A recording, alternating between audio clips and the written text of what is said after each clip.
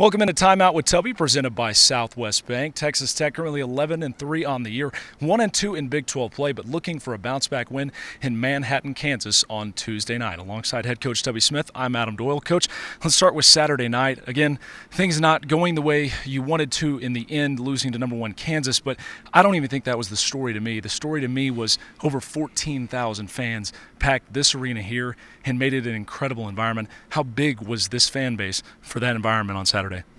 Well, it was special. You know, we don't get that type of turnout for most games, but I think people are excited about our basketball team and the direction we're headed. You know, we wish we could have sent them home with a win, and I think we had our chances, but we just didn't execute down the stretch. Speaking of that performance, there's things in games that you like and you don't like you just touched on, but you didn't quite get it done from the free throw line, but it seemed like your defense really stepped up and made a team that's so prolific from inside and outside the arc really struggle. What did you see from your team in that game that you liked?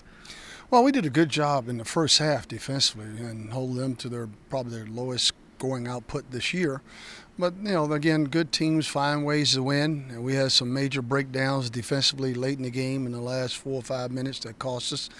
But for the most part, I like the way we're defending. You know, we can't afford to give up, you know, to get out rebounded by 16 the way we did. And those are the kind of things that I didn't like about that game.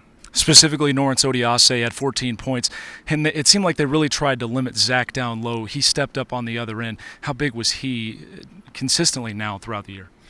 Well, Zach and Norris shooting the best percentage along with Aaron Ross and Matt Temple. They're the people we need to get the ball to, and that's a big concern in that game. We didn't do enough as far as getting the ball inside, and it cost us.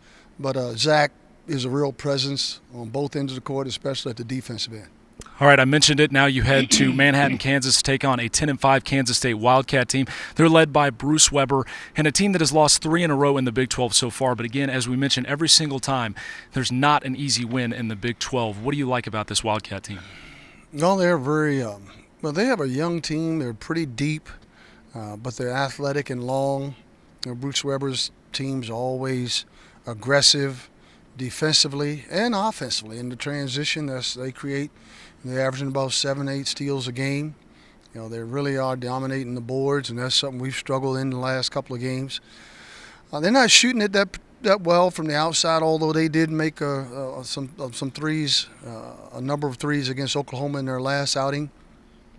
But it's a team that can beat you in many ways, especially at home. They're going to be so if you're not patient offensively, because they're forcing 14-plus turnovers a game.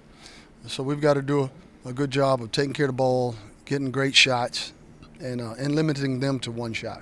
Thank you for your time, Coach. Thank you. All right, Texas Tech taking on Kansas State in Manhattan, Kansas, Tuesday night at 7 p.m. You can watch that game on Fox Sports Kansas City, or if you go online to watch ESPN, you can watch it on ESPN3. And, of course, if you can't do any of that, stay glued to all of the social media platforms that Texas Tech has, and we will keep you updated before, during, and after the game on all things Red Raider basketball. For head coach Tubby Smith, I'm Adam Doyle. That was your Timeout with Tubby, presented by Southwest Bank.